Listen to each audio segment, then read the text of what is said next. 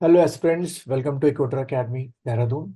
और आज हम लोग फिर से डिस्कस करेंगे कुछ न्यूज़पेपर की आपकी हेडलाइंस को या आपकी कटिंग्स को, जो कि आपके एमसीक्यू टाइप आपके एग्जाम में या आपके डिस्क्रिप्टिव एग्जाम में आपके लिए हेल्पफुल होगी।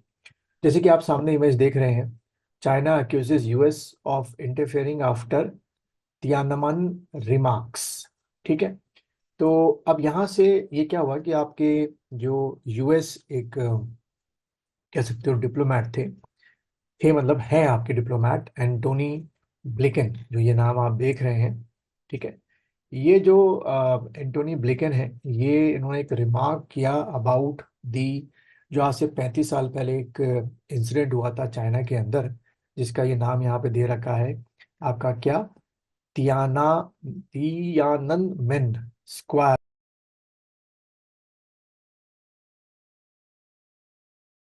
इसमें वहाँ की चाइनीज आर्मी ने उस समय के लोगों पर ओपन फायरिंग की थी, जो लोग कॉमन सिविलियंस थे और आपके प्रोटेस्ट कर रहे थे। और उसमें काफी लोगों की क्या हुई थी, असैसिनेशन या डेथ हुई थी। जिसके बाद जो फॉरेन मिनिस्ट्री ऑफ चाइना है, उसने बोला कि ये हमारा इंटरनल अफेयर्स है। अगर आप ऐसे कमेंट देंगे तो ये it is a seriously interference with Chinese internal affair. ठीक है। Xi called upon the United State to stop provoking ideological confrontation and stop interfering in China's internal affairs। ठीक। तो ये क्वेश्चन अगर हम देखें तो क्वेश्चन हमारे एमसीक्यू के लिए बन सकता है। ऐसे पूछ लेंगे कि ये पर्टिकुलर नाम दे दिया कि तियानामेन स्क्वायर इंसिडेंट जो है वो किस कंट्री से रिलेटेड है। तो ऑप्शंस में आपको दे देंगे जापान, आपका नॉर्थ कोरिया, चाइना। जानबूझ के ऐसे नाम देंगे जिससे आपको थोड़ा सा कंफ्यूजन हो। ठीक है। बाकी अगर हम मेंस के लिए देखें यहाँ पर, तो मेंस के लिए जो आपका इंटरनेशनल रिलेशन है आपका, उस पेपर से इसमें से क्वेश्चन वैसे इतने बनेंगे नहीं, लेकिन इन केस अगर बन जाए तो ये शायद एक शॉर्ट क्वेश्चन में आ सकता है।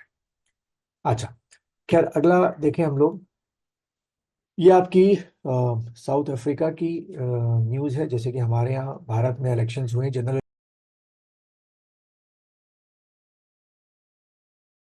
इलेक्शंस, बिल्कुल इसी तरीके से इधर भी आपके इलेक्शंस हुए हैं। और after losing majority in election, South African ANC talking to all parties keen to be part of government. तो जैसे कि हम कह सकते हैं कि हमारे भारत में आफ्टर 10 इयर्स जो है कोलिशन गवर्नमेंट का जो एक टेन्योर है वो शुरू हुआ है। जैसे कि आपको पता है कि इस बार की जो इलेक्शन में बीजेपी को जो मेजोरिटी चाहिए एब्सोल्यूट वो नहीं मिली है, 272। लेकिन जो कोलिशन है उनका एनडीए का, उसको एब्सोल्यूट मेजोरिटी मिली है। बिल्कुल इसी तरीके से यहाँ पर भी हालात हैं साउथ अफ्रीका में, जो कि वहाँ की पार्टी, जैसे क्या है यहाँ पर पार्टी का नाम देखें, the African National Congress has been talking to all political parties that are keen to contribute to a new government.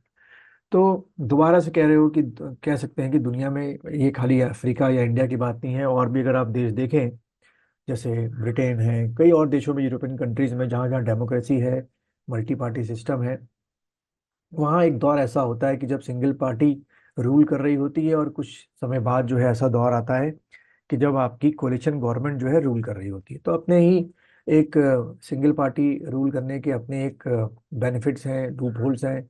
वैसे ही कोलिशन गवर्नमेंट जो बनती है तो उसके अपने एक बेनिफिट्स हैं और लूप होल्स हैं। तो खास तौर पे ये क्वेश्चन अगर हम देखें तो अगर हम एमसीक्यू की बात करें तो एमसीक्यू से क्वेश्चन ऐसे बन सकते हैं कि अफ्रीका कॉन्टिनेंट में अभी कहाँ हाल में इलेक्शंस हुए जहां पर आपकी कोलिशन गवर्नमेंट की तरफ जो है वहाँ की जो डेमोक्रेसी है या पॉलिटिकल सिस्टम है वो बढ़ रहा है। तो साउथ अफ्रीका आपने टिक करना है। ठीक है, एक क्वेश्चन तो ये हो गया। और अगर हम लोग डिस्क्रिप्टिव यानी कि मेंस के क्वेश्चन की बात करें यहाँ से, तो ऐसे बन सकता है आपका, या ऐसे टाइप क्वेश्चन में भी आ सकता है कि discuss the pros and cons of the coalition government, चाहे वो हमारे कॉन्टेक्स्ट में हो या दुनिया के किसी भी आपके कॉन्टेक्स्ट में हो, वहां से क्वेश्चन आपके एग्जाम में आ सकते हैं। चलिए आगे बढ़ते हैं। अगला है आपका, ये हमारे रशियन कॉस्मोनॉट है, becomes the first to spend 1000 days in space. ये 59 ईयर ओल्ड रशियन कॉस्मोनॉट है। इनका नाम आप याद रखिएगा, एमसीक्यू में आ सकते हैं। ओलेगो Kononenko achieved the milestone on Tuesday, having a 5 journeys to the International Space Station during back to 2008. ठीक है, तो इंटरनेशनल स्पेस स्टेशन जो है काफी कंट्रियों का कंक्लूजन है, भारत भी उसमें डायरेक्टली शामिल है। ये वाला क्वेश्चन एमसीक्यू में आपके एग्जाम में आ सकता है। नाउ नेक्स्ट देखें, health ministry reworks protocol as countries TB elimination drive plateaus. यानी कि एलिमिनेशन ड्राइव जो था वो प्लेटूस का मीन्स हो गया कि जो एक एक रफ्तार से हम चाह रहे थे खत्म कर लें, क्योंकि जो हमने रखा है टारगेट, देखिए यहाँ पर ये क्वेश्चन एक एमसीक्यू बन सकता है, ये fact, elimination of TB in the country bye 2025। तो वो जो हमको एक रफ्तार चाहिए थी टू एरेडिकेट द टीबी, वो नहीं हो पाएगी अगर हम देखें तो इस हिसाब से। और यहाँ पे देखें तो India's goal to achieve rapid decline in burden of tuberculosis, morbidity and mortality, और ICMR is looking at rework the protocol the official aided. ठीक है, और यहाँ देखें एक बड़ा डाटा ये मिलता है, बड़ा खतरनाक डाटा है अगर देखा जाए तो, कि TB kills an estimated 4,80,000 Indians every year. ठीक है, तो बहुत बड़ी संख्या है भाई देखा जाए टीबी से मरने वालों की, कि 4,80,000 लोग हर साल जो है वो टीबी से मर जाते हैं। और अगर देखें पर डे के हिसाब से एवरी डे जो 1,400 पेशेंट जो है वो पर डे बन जाते हैं। जैसे कि आप लोगों में से कई लोग जानते होंगे, टीबी जो है वो लंग्स पे अटैक करते हैं, जो बैक्टीरिया होते हैं, और ये एक एयरबॉर्न डिजीज है, बड़े आराम से जो है हवा में फैल जाती है। और कहा जाता है ऐसा एक रिसर्च में कि लगभग लगभग सबके अंदर टीबी के बैक्टीरिया पहुंचते हैं किसी न किसी मोड मीडियम से, लेकिन हमारा जो इम्यून सिस्टम है वो इतना अच्छा होता है कि कोई भी ऐसा फॉरेन पार्टिकल या टीबी का जो बैक्टीरिया है जब आता है तो हमारा जो इम्यून सिस्टम है उसको कुछ ही देर में मार देता है। लेकिन ये इम्यून सिस्टम उन्हीं में काम करता है अच्छी तरीके से जिनका डाइट जो होती है वो अच्छी हो।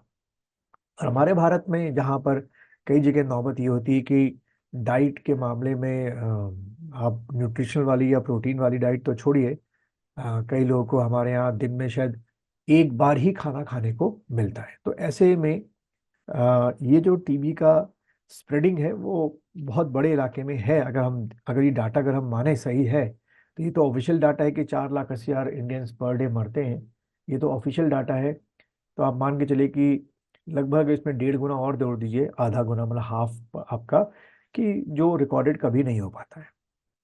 फिर ये लिखा हुआ है कि new technologies which help in early detection and we are better prepare to address the TB. ठीक है, ये चीज़ आपकी हो गई। उसके बाद भाई ये हमारे इजराइल के जो पीएम हैं बेंजामिन नेतन्याहू, इन्होंने घोषणा की है कि they going to prepared for Lebanon border operations, क्योंकि लगातार हमास को लेबनान के बॉर्डर से क्या मिल रही है, मदद मिल रही है। अब यहीं पे अगर हम लोग थोड़ा सा एक डायग्राम देखें आपके इजराइल और उसके चारों ओर की कंट्री का, तो जैसे कि हम जानते हैं कि इस हमास का इधर वेस्ट बैंक की तरफ से और गाजा की तरफ से इजराइल पर अटैक हुआ था। और अगर आप देखें आज जो क्यों वो बात कर रहा है आपके किस पे अटैक करने की, लेबनान के बॉर्डर एरिया पे अटैक करने की, क्योंकि यहाँ से काफ़ी जो मदद है हमास को वो मिल रही है। ठीक है, अब आप यहाँ से देखो, यहाँ से काफ़ी क्वेश्चन जब बन सकते हैं, जैसे कि ये जो है ये आपका क्या है, मेडिटेरियन सी है। और इसराइल का कई बार एग्जाम में एमसीक्यू क्वेश्चन कितने कंट्रियों को बॉर्डर शेयर करता है, एक लेबनान हो गया, सीरिया हो गया, जॉर्डन हो गया, और चौथा आपका क्या हो गया, इजिप्ट हो गया। ठीक है, और ये अगर देखें गाजा और इसको अभी तक रिकॉग्निशन नहीं मिला है। अभी अगर आप मेरा वीडियोस देखते होंगे तो अभी हाल में ही यहाँ पर जो है फिलिस्तीन ने यूएनओ के अंदर अप्लाई किया था, जिसको यूएसए ने वीटो पावर यूज करके उसको खत्म कर दिया।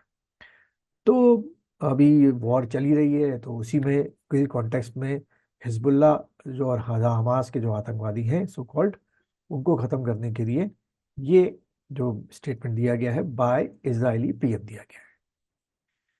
ये आपका एडिटोरियल है, ये तो हम लोग अलग से डिस्कस करते हैं। तो ये कुछ न्यूज़ थी जो मुझे लगता है कि आपके प्रीलिम्स के एग्जाम में और मेंस के एग्जाम में आपकी आ सकती है।